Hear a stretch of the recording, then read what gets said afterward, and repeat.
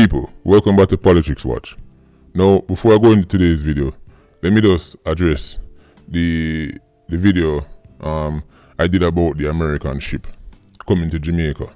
Now, some people are going like say a blasphemy me commit by doing that video, and I was speaking about Uncle Sam, and even by highlighting factual historical cases, right? Just showing people why them should be careful, like say boy Serpy commit blasphemy against Uncle Sam. So here want me now. Since Uncle Sam are God, let me sing a song for Uncle Sam. Right? Give me a rhythm there, give me a rhythm.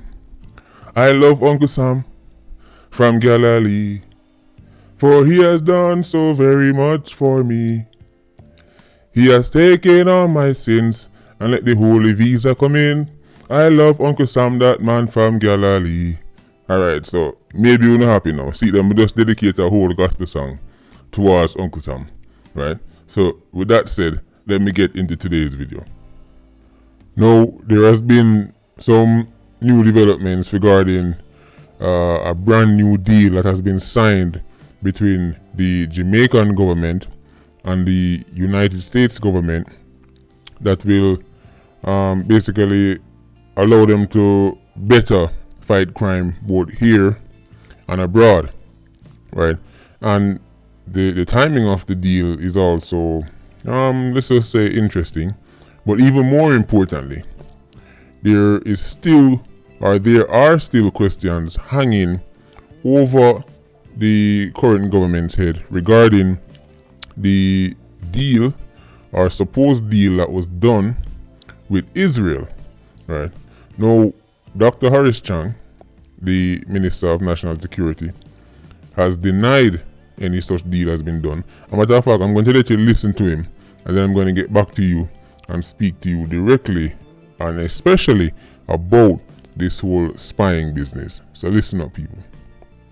I'm pleased to announce that last week, Wednesday, October 23, 2019, we signed with our U.S. partners a new agreement which will satisfy the legal requirements of our Constitution and will provide a strong basis for increased cooperation and operationalizing all arrangements in fighting transnational criminal activity out of Jamaica. We expect to conclude a similar agreement with Canada in short order. We operate under a different protocol with the United Kingdom, which is also being finalized. I want to inform the House that this agreement with the United States was pursued with the full knowledge of our Cabinet. There was no secret arrangement, and we so inform the House today, having come to a conclusion.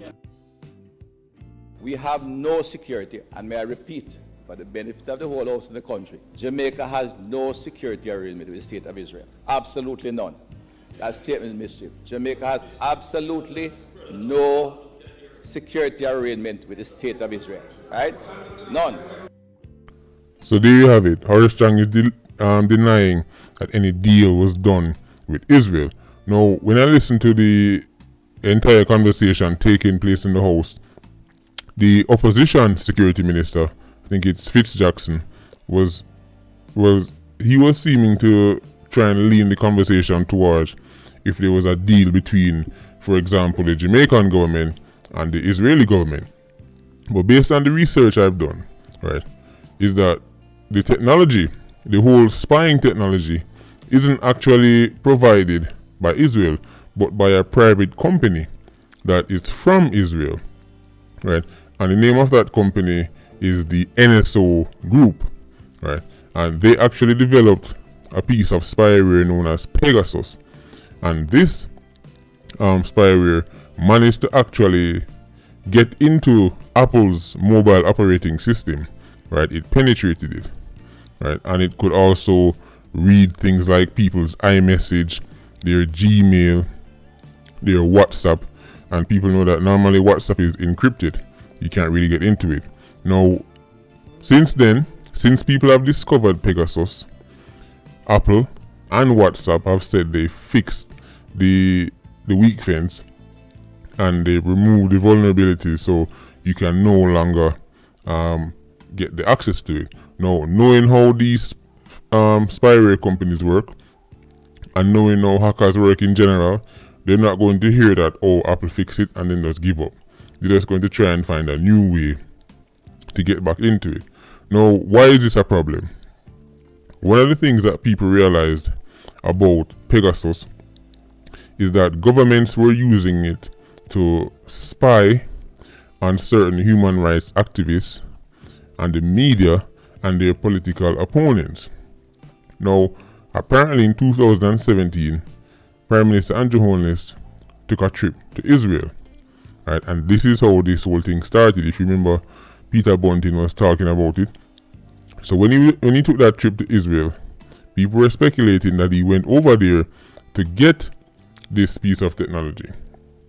Now, why would the Jamaican government need this technology? Well, I guess their case would be that they would be using it to fight crime, because then you'll be able to better gather intelligence on criminals, right? So you'll be able to listen to 87s and 90s, because we know that they're not going to use this on 116s. Forget about it, right? This is going to, if they have the technology, or if they're going to bring in the technology, it's going to be used exclusively on 87s and 90s, because they don't want to dig up my can of worms when it comes on to the 116s, right? But this technology can be used for good, but as I said before, it can and has been used for bad. So now you would be able to see and listen to what your rivals are doing. Now, if we lived in a country that didn't have a long history of Bandulu, right, and a long history of corruption, everybody would be celebrating at the news that technology like this is coming to Jamaica. If it's coming to Jamaica, because the government is denying that anything like this is going to happen. We will see, right?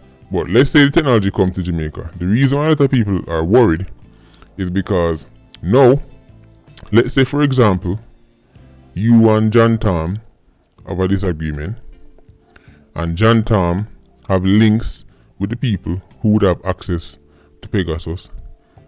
John Tom can then get access to your information, know where you're going to be later, know where you're coming from, etc. And then can set you up easily. So this is why some people are worried about this technology, and that shows you that even something that can be used for good, the level of distrust is so high in Jamaica, right, that people are even worried about things that really and truly we should be welcoming, right?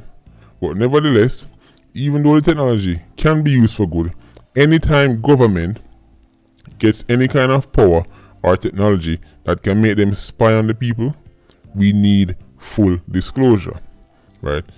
If something like this comes to Jamaica, the government needs to, one, announce it that, listen, this thing is here, and we're going to be using it in these circumstances, and in order to get access to it, you need a warrant, or you need to show that this person is indeed some kind of 87.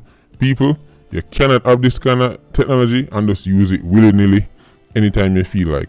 This is too much power, right? And no one set of people should have so much power, right?